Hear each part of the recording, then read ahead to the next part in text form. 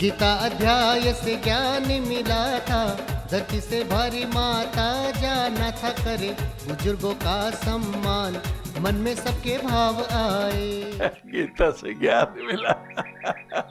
अद्वेष्टा सर्वभूतानि करुणा मैत्री एवच निर्ममो निरंकार सम सुख दुख क्षमी। ऐसी क्षमावान माताएं, दुख सुख में समता भाव वाले बंधुओं में पुनः हाजिर हुआ। आज हाजिर हुआ मन में भाव लेकर के कि आपके हमारे को ज्ञान प्राप्त हो, समता भाव प्राप्त हो, हम न्याय प्रिय हो जावें, हम क्रोध को छोड़ देवें, हम अक्रोधी होने के साथ अस्तेय को अपना लें, अपरिग्रह को अपना लें। इसके लिए पार्वती माता जी ने, जिनको उमा जी भी कहा जाता है, शंकर भगवान से नाना प्रकार के प्रश्न पूछे थे। ये तनाव कैसे दूर हो, ये जल्लाहट, ये बकबकाहट, ये भन्नाहट, ये उदासी का आलम, ये क्रोधित हो जाना, ये नाराज हो जाना, ये रूठ जाना, ये बहुत कोप भवन में चले जाना, इसी के लिए बार बार हमारे लिए प्रश्न पूछे। इसीलिए कहा था कि जब जब होई धर्म के हानि, बाढ़ई असुर अधम अभिमानी। तब भगवान श्री विष्णु भगवान कभी नरसिंह भगवान का अवतार लेकर के प्रहलाद जी को अपनी गोद में बिठा देते हैं। ओ महाराज, आपने तो बहुत कथा सुनी। एक चौपाई की अर्ध चौपाई आती है, आप लिख लो। शंकर भगवान कहते हैं, उमा कहूँ मैं अनुभव अपना, सतहरि भजन जगत सब सपना। भजन अर्थात सेवा, भजन अर्थात व्यवहार को बढ़िया करो, काम आ जाओ, सभी के काम आ जाओ। अगर गिरकर फिर संभल जाए उसे इंसान कहते हैं। एक दो लाइनर लिख लो।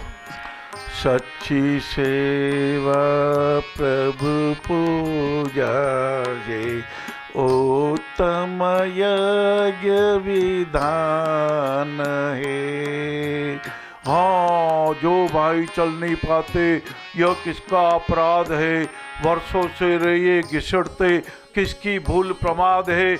आओ आओ, अड़ारे सहारा बन जाओ। अरे आओ, अड़ाने रेलवे स्टेशन अगवानी करला, अड़ाने एम्बुलेंस में बिठा दा, अड़ाने राम राम करता करता ले आवा, अड़ाने डॉक्टर साहब ने बता दा, ओहो अड़ाने भोजन आदि समर्प्यामी करा दा, और अड़ारो अरे नंबर आई गयो।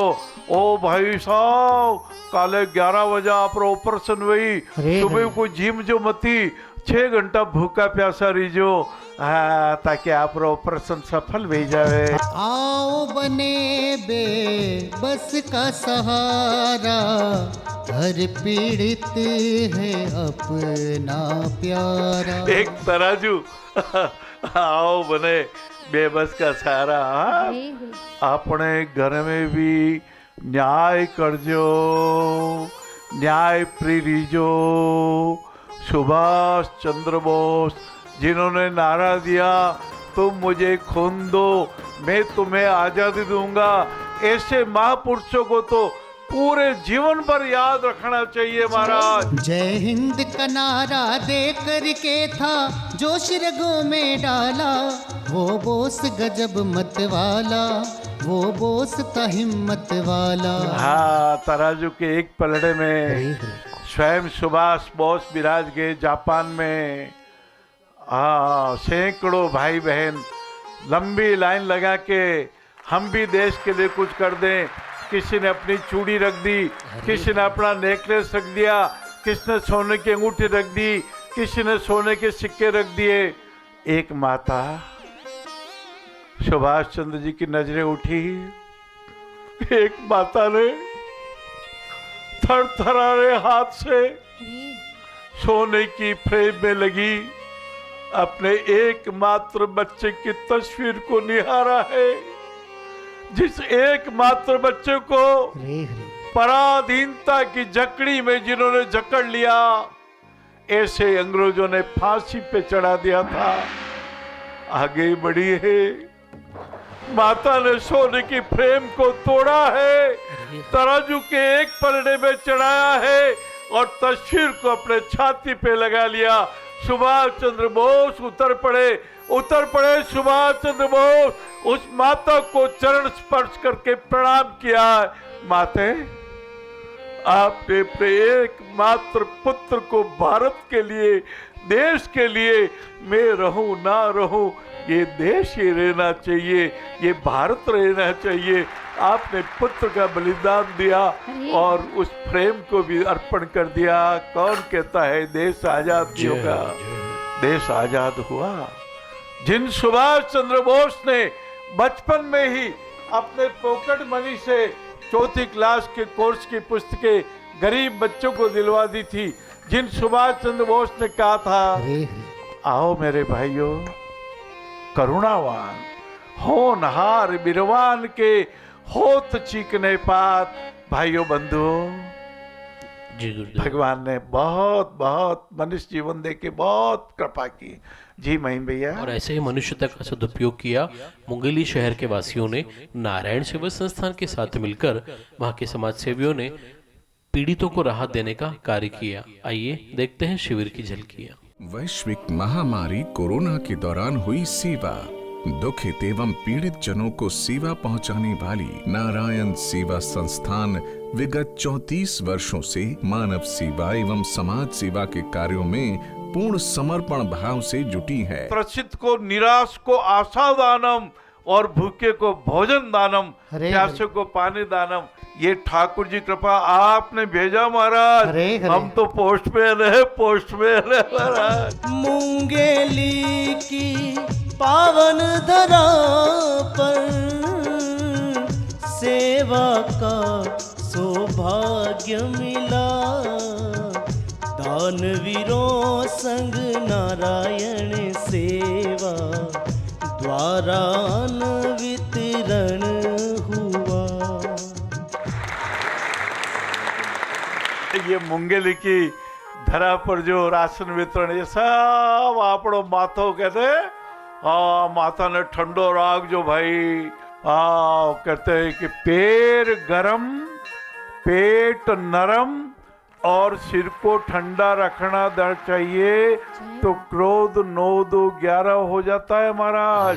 धैर्य रूपी धीरज धर्म मित्र नारी आपत्ति काल परीक्षे चारी, ये अपने हृदय में स्थायी रूप से निवास कर लेती है। बाबूजी, भाई और बहनों, महाभारत में भी एक कथा आती है कि वो शिशुपाल की माता जी कृष्ण भगवान के बुआ जी या मामी जी या चाची जी ताई जी होते थे जी। तो उनके एक सब पुत्र ने जन्म लिया जिसके 2 अंग अधिक थे। जैसे हाथ 2 है तो 2 के बजाय 4 थे। तो बड़ा बच्चा कुरूप लग रहा था। उनके आंखों में आंसू आ गए, कह रहे मेरा बेटा भी हुआ, 9 महीने तक गर्भ में रखा। हाँ, मैं झुकी नहीं, मैंने ध्यान रखा 25% भोजन अधिक करना चाहिए गर्भवती माता को। हाँ, सब ध्यान रखा। तो दुखी हुई तो उसी समय एक आकाशवाणी होती है भाइयों बहनों, हे माते चिंता मत करो, जिनकी गोद में इस बच्चा को गोद में जाएगा और जिनकी गोद में जाने पर ये दोनों अतिरिक्त हाथ समाप्त हो जावे, गिर जावे, तू समझना बच्चा तो ठीक हो जाएगा, हाथ तो गिर जाएंगे, लेकिन उसका वध भी, बच्चे का वध भी उन्हीं के हाथ से होगा। अब तो माता और डर गई। अब वो डरने लगी, किसी को गोद में देने से डरने लगी। लेकिन कृष्ण भगवान द्वारकाधीश पधारे तो उनकी गोद में बच्चा चला गया, बच्चे को ले लिया और दोनों हाथ समाप्त हो गए। अब तो भाइयों बहनों माताओं उनको उनकी माता को डर लगा, अरे कृष्ण तेरे भाई का ही वध कर लेगा रे तू। अरे नहीं माँ आप चिंता मत करो, 100 अपराधों को मैं क्षमा करूंगा, पर 100 अपराध से अधिक हो गया तो फिर मैं रक्षा नहीं कर पाऊंगा।